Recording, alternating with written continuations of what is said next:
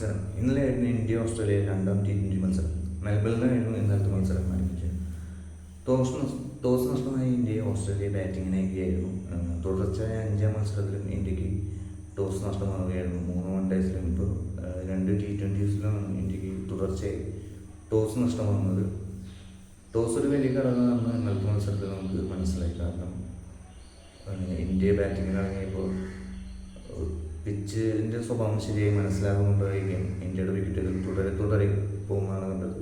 ഇന്നത്തെ മാച്ച് എന്ന് പറഞ്ഞ ഒരു എക്സ്പെരിമെൻ്റ്, ഒരു പരീക്ഷണ മത്സരം എന്നാണെങ്കിൽ വിചാരിക്കും. വേൾഡ് കപ്പ് മുന്നോടിയായി ഒരു പരീക്ഷണത്തിനാവും ഗംഭീർ ടീമുകൾ മുതിർന്നത്. കാരണം ബാറ്റിംഗ് ഓവറിലൊക്കെ ഒരുപാട് ചേഞ്ചുകൾ വരുത്തിയിട്ടാണ് ഇന്നലെ ഇന്ത്യ കളിച്ചത്. സഞ്ജു സാംസനെ കൊണ്ടുവന്നായി കൊണ്ടുവന്നു. അതുപോലെ അക്സർ പട്ടേലിന് 2 വിക്കറ്റ് പോയത്, 4 വിക്കറ്റിന് ശേഷം ഇറങ്ങിയത്. അതുപോലെ ഹർഷിത് റാണയെ ടോപ്പ് ഓവറിലേക്ക് വന്നു. ശിവൻ ദൂബേനെ ഹർഷിത് റാണയെ ഇറക്കി കഴിഞ്ഞിട്ടാണ് ശിവൻ ദൂബേനൊക്കെ വരുന്നത്. മേഘാനൊക്കെ ആയിട്ടാണ് ശിവൻ ദൂബെ വരുന്നത്. അപ്പം ഒരുപാട് ബാറ്റിംഗ് ഓർഡറിൽ മാറ്റങ്ങളുണ്ട്. മത്സരത്തിലേക്ക് വെച്ചാൽ പവർ പ്ലേയിൽ തന്നെ ഇന്ത്യയുടെ മുൻനിര ബാറ്റ്സ്മാൻമാരെല്ലാം ഡഗ്ഔട്ടിലെത്താനുണ്ടായത്. ആദ്യം വന്ന ശുഭ്മാൻ ഗില്ലും അഭിഷേക് ശർമ്മയാണ് ഇന്ത്യയുടെ ഇന്നിങ്സ് ഓപ്പൺ ചെയ്തത്. ശുഭ്മാൻ ഗില്ലിൻ്റെ ആദ്യം മൂന്നാമത്തെ ഓവറിൽ ഹേസൽവുഡിന് പോയി പുറത്തായി. തുടർന്ന് വന്ന സഞ്ജു സാംസൺ 1 ഡൗൺ ആയ സഞ്ജു സാംസൺ അധികം പെർഫോം ചെയ്ത് സാധിച്ചില്ല. 2 റണ്ണായിരുന്നു അദ്ദേഹത്തിന് സംഭവം. പിന്നാലെ ഒന്ന് സൂര്യകുമാറും തിലകുമാറും വന്നതും പോയത് അറിഞ്ഞില്ല. പിന്നാലെ അക്സർ പട്ടേൽ വന്നെങ്കിലും കാര്യമായൊരു പാർട്ണർഷിപ്പ് ബിൽഡ് ചെയ്യാൻ സാധിച്ചില്ല. ഏകദേശം 7 ഓവർ തന്നെ ഇന്ത്യയുടെ 5 വിക്കറ്റും പോയി.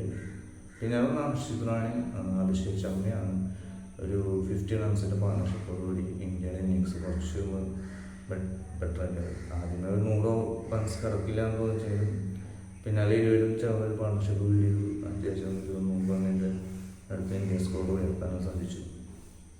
ഇതിൽ ഇൻട്രസ്റ്റിംഗ് ആയിട്ടുള്ള കാര്യം എന്ന് വെച്ചാൽ മറുവശത്ത് വിക്കറ്റുകൾ പോയിക്കൊണ്ടിരിക്കുമ്പോൾ അഭിഷേക് ശർമ്മ അവിടെ അദ്ദേഹത്തിൻ്റെ ആ ഒരു ബാറ്റിംഗ് ശൈലിയിൽ തന്നെ ബാറ്റ് ചെയ്യുകയും, അതായത് ഒരു സ്ലോ ഡൗൺ ചെയ്യുകയും ഒന്നും ചെയ്യാതെ ആ ഒരു സ്ട്രൈക്ക് ഏകദേശം 180 അബോവ് സ്ട്രൈക്ക് റേറ്റിലായിരുന്നു അഭിഷേക് ശർമ്മയുടെ ബാറ്റിങ്.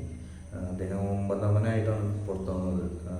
68 റൺസായിരുന്നു അഭിഷേക് ശർമ്മയുടെ സമ്പാദ്യം. അങ്ങനെ ഇന്ത്യ 20 ഓവറിൽ 125 എന്നൊരു ലോ സ്കോറാണ്. കാരണം 125 ആ ഒരു ഓസ്ട്രേലിയ അടുത്ത് ഡിഫെൻഡ് ചെയ്യാന്ന് പറഞ്ഞാൽ അത്ര എളുപ്പമുള്ള കാര്യമില്ല. അങ്ങനെ 125 ചേസ് ചെയ്യാണെങ്കിൽ ഓസ്ട്രേലിയ മിച്ചൽ മാർഷും ട്രാൻസ്ലേറ്റ് ആയിരുന്നു. ഓസ്ട്രേലിയയുടെ ഓപ്പണിംഗ് ആയിരുന്നു. രണ്ടുപേരും തകർത്ത് ബുംറയും ഹർഷിത് റാണയാണ് ഇന്ത്യയുടെ ബോളിംഗ് ഓപ്പൺ ചെയ്തത്. ഇരുവർക്കും 4 ഓവർ ചെയ്യാൻ സാധിച്ചില്ല. അവസാനം വരുൺ ചക്രവർത്തിക്ക് ബോൾ കൊടുത്തപ്പോൾ ട്രാൻസ്ലേറ്റിൻ്റെ വിക്കറ്റ് കിട്ടാനുണ്ടായത്. നല്ലൊരു ക്യാച്ചിലൂടെ തിലകുവർമ്മ ട്രാൻസ്ലേറ്റിന് പുറത്തു വയ്ക്കുകയായിരുന്നു ഉണ്ടായത്. പക്ഷേ മിച്ചൽ മാർഷിൻ്റെ ആക്രമണത്തിൽ ഓസ്ട്രേലിയ വിജയം കയ്യിലെറിയാനുണ്ടായത്. കുൽദീപ് യാദവ് എന്ന 8ാമത്തെ ഓവറിൽ 20 റൺസാണ് മിച്ചൽ മാർഷ് അടിച്ചത്. ആ ഓവറിൽ മിച്ചൽ മാർഷ് പുറത്തായെങ്കിലും അത്രയും കളി ഓസ്ട്രേലിയയുടെ കയ്യിലായിരുന്നു. പിന്നെ ബാറ്റ്സ്മാൻമാർക്ക് വന്ന് ജസ്റ്റ് ഒരു ജയത്തിലേക്ക് എത്തിക്കുക എന്ന് മാത്രം ഒരു ഡ്യൂട്ടുണ്ടായിരുന്നു. ഒരു പ്രൊഡക്ഷൻ പ്രൈസും മാച്ചൊന്നും പിന്നെ കണ്ടില്ല. കാരണം ആ ഓവർ തന്നെ കളി തിരിഞ്ഞു. 8ാം ഓവറിൽ 20 റൺസാണ് കുൽദീപ് യാദവിൻ്റെ ഓവറിൽ അടിച്ചിരുന്നത്. അപ്പോൾ പിന്നാലെ വന്ന ബാറ്റ്സ്മാൻമാർക്ക് കാര്യമായിട്ടൊന്നും ചെയ്യേണ്ടി വന്നില്ല. തുടരെ ഇടയ്ക്ക് വിക്കറ്റുകളൊക്കെ പോയിട്ടുണ്ടെങ്കിലും ഒരു മത്സരം വിന്നിങ് മൂമെൻറ്റും ഉണ്ടാകാൻ എനിക്ക് സാധിച്ചില്ല. അവസാനം എറിഞ്ഞ ബുംറയുടെ ഓവർ 2 വിക്കറ്റൊക്കെ കിട്ടും. പക്ഷേ അതൊന്നും അങ്ങനെ ഈസിയായി 13.2 ഓവർ 3 ഓവർ ഓസ്ട്രേലിയ വിജയിക്കാനുണ്ടായി. അപ്പോൾ അടുത്ത മാച്ചിൻ്റെ വിശേഷമായിട്ട് വീണ്ടും കാണാം. വീഡിയോ ഇഷ്ടമായി ലൈക്ക് ചെയ്യുക, സബ്സ്ക്രൈബ് ചെയ്യുക, കമൻറ്റ് ചെയ്യുക. ബൈ.